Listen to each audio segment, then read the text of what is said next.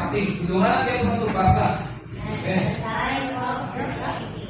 When we did this drafting, it was the Time to believe and were baptized.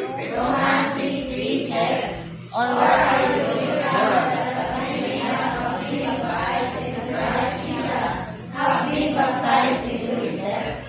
When we were baptized into the Lord Jesus in the Spirit, and were identified with Him. The life in Him came into us. Okay.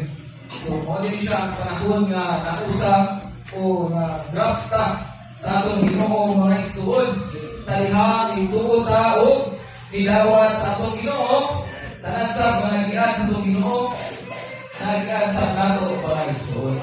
Then that's the opportunity nga mukay kita na nag-draft na ta sa atong Ginoo mga igsoon tungod dahil nagpapautismo o ituo man ta mga igsoon.